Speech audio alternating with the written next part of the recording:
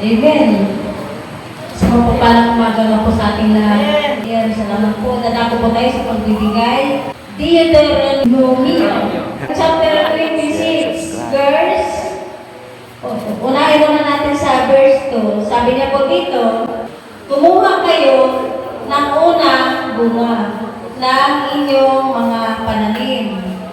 Ilagay ninyo iyon sa isang basket at dalhin sa lugar na piliin ng Diyos ninyong si Yahweh, na kung saan ay sasambahin ang kanyang pangalan.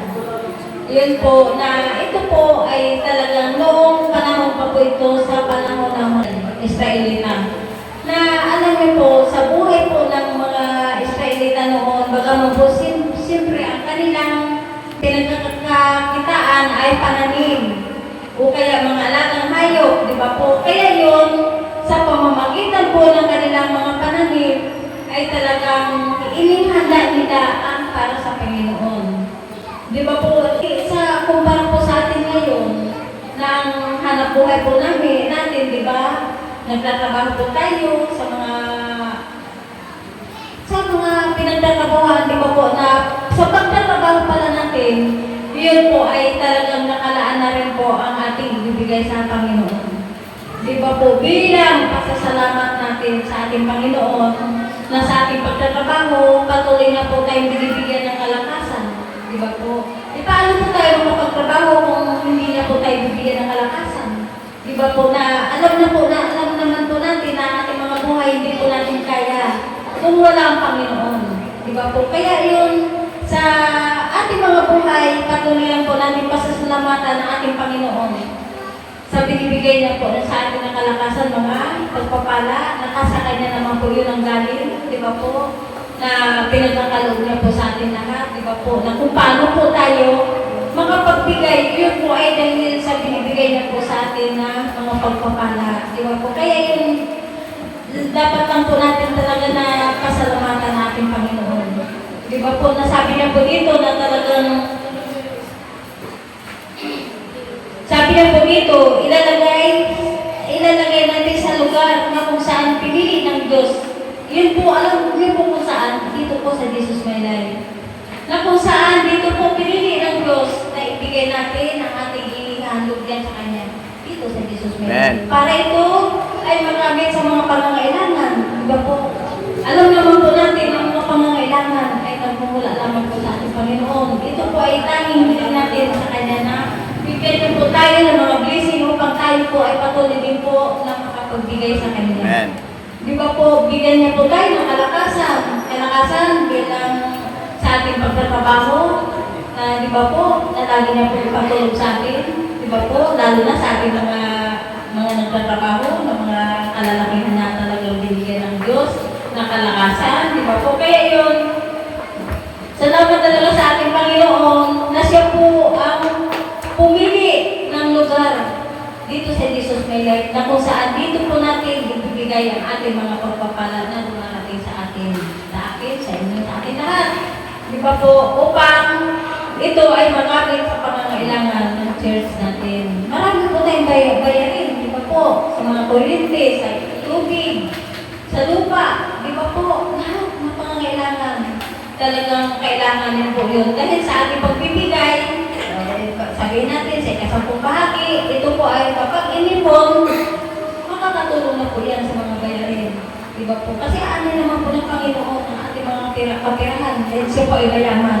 Siya po nga po nakakalog sa atin mga blessing na yan eh. Kaya yun, ang isipin natin, ang ating ipinibigay dyan, ito ay nagagamit po sa ating lulong bahay na lambahan. Diba po? Huwag po natin isipin na kung saan po mapupunta dahil ating mga pastora talagang napaka-sino sa mga kapirahan na yan upang ito ay magamit sa tama. Diba po? Kaya yun, alam niyo po sa pagbibigay, bigayan po ito ng ating buhay. Diba po? Na maging malinis tayo, maging tapat tayo sa Panginoon. Diba po? Napatuloy lang po tayo. Ano man ang ating mga buhay, ano man po ang ating mga kawalan, talagang hindi po ito masasayang kapag yan natin nilalaga ang ating mga kapirahan. Diba po? Kaya yun, salamat talaga talaga siya po ang pumili ng lugar na ito upang siya po ay patuloy po natin handugan. Na ang mga hinahandog yan, talaga magamit lamang po sa tama. Di ba po kaya yun? Salamat talaga sa ating Panginoon na siya po ang nagkakaloob sa ating lahat bilang siya po ay patuloy natin na handugan. Na bilang sa ating nakapatan, siya po ay patuloy natin na papurihan, pasalamatan. Di ba po? Kaya yun, salamat talaga sa ating mga buhay na yun po, nawa patuloy din po tayo samahan ng Panginoon, maging sa ating mga negosyo, sa ating mga kapatid na may mga negosyo. Salamat po at ang Panginoon talagang bahala dyan, maging sa inyong mga trabaho, sa inyong mga pag-aaral, di ba po? Kaya yun, salamat sa Panginoon na ito po ay patuloy po natin ang lugar, may katapatan. Kaya yun, na pastora, na kung saan siya man din po ay patuloy din po natin handugan, di ba po, na dahil sa kanyang pagtuturo sa atin na talagang patuloy pong ginagamit ng Diyos upang sa ating mga buhay na patuloy po tayong babagoy na ating Panginoon dahil sa kanyang sa pamamagitan ng buhay natin mga pastoro na patuloy tayong tinuturuan. Kaya yun, patuloy po tayo magbasa sa Galatia 6 verse 6. Sabi niya po dito, ang mga tinuturuan ng salita ng Diyos ay dapat magbahagi ng lahat ng mga gandang bagay sa mga nagtuturo. Di ba po, salita po yung Panginoon, hindi po yan galing sa atin. Kaya yun, alam niyo po, sa ating mga tinuturuan ng ating mga pastora, dapat lang po natin siya na pasalamatan. Dahil sa po nagtyaga sa atin, ilang turuan po tayo upang tayo ay makakilala sa ating Panginoon. At lalong-lalo na po sa kanyang salita, sa salita na ito, na kung saan ito po ay patuloy ito na nagbabago sa ating mga buhay. Di ba po, alam niyo po sa kanyang buhay, simula noon, pag-isa aking buhay talagang lubos ako nagpapasalamat sa ating mga pastora kasi simula noon, nung dumating sa aming buhay na binigay ng Diyos, yun po ay talagang tuloy-tuloy na po ang pagsunod namin sa salita ng Panginoon. Alam niyo po talaga napakabuti ng Panginoon. Sa kabila ng buhay namin, na kung alam niyo po, masalimuot ang aming mga buhay noon. Na kung hindi dahil sa aming mga pastora na binigay ng Diyos, wala po kami ngayon dito. Hindi po kami binago ng Diyos. Kaya alam niyo po, salamat sa napakabuti ng Panginoon para sa ating lahat. Diba po? May isa na po siya na tagapagturo. Diba po, talagang nice lang po. Dapat lang po natin ang pasalamatan ating mga pastora dahil kung hindi dahil po sa Kanya, wala po tayo dito ngayon. Diba po? Kaya yun, salamat po sa buhay po ng ating mga pastora na talaga binigay po siya ng ating Panginoon sa naitabi sa ating mga buhay upang tayo magkaroon ng buhay na walang hanggan. Diba po? Kaya yun, maraming salamat sa salita ng Panginoon na nawa ito po ay patuloy lang natin na lakaran ang kanyang salita.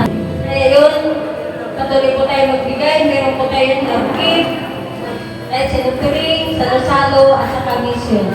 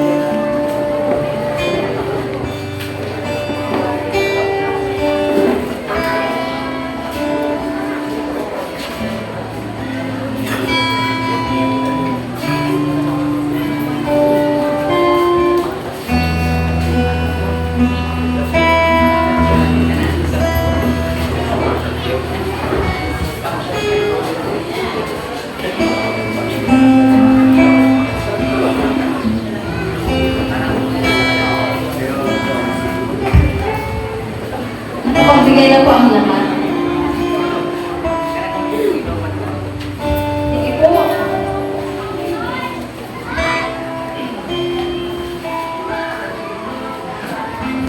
Sige po, patuloy po natin listin natin mga kamay. Yes, Lord, naman ba na listin sa muli naman po kami mga nagpapasalamat sa mga oras na ito, Lord. Dahil alam mo po ang banal sa kabila ng aming mga buhay, ikaw pa rin po ang aming inuuna, Jesus. Dahil ikaw po ang aming Diyos na mabuti sa mga oras at Panginoon, Jesus. Salamat po, Diyos, sa aking mga kapatid na patuloy po, nagtatapat sa iyo, Diyos. Patuloy mo rin po silang pagpapalain, Jesus, maging sa kanilang mga negosyo o anumang din po ang kanilang mga sinabubuhay, Jesus. Maraming salamat po, Diyos, sa mga kapirahan na ito. Patuloy po namin ito, pinasuluhan na iyong malakas na kapangyarihan upang ito po ay makalit lamang po sa aming buhay panambayan, Jesus, sa mga humahawak sa kapirahan ito. Patuloy mo rin po sa aming pinasuluhan na iyong malakas na kapangyarihan, Jesus, upang hindi mo siya magkita ng kaaway sa pangalan ng Jesus. Maraming salamat po, Diyos. Ito po ang mga banal, i-multiply mo po ito sa mga bagay, Jesus. Maraming salamat po, Diyos. Salamat po ang muli, Ama. Sa iyo na po namin ibinabalik ang pinakamas ng papuri, pagsamba ng may pasasalamat sa pangalan ng Jesus.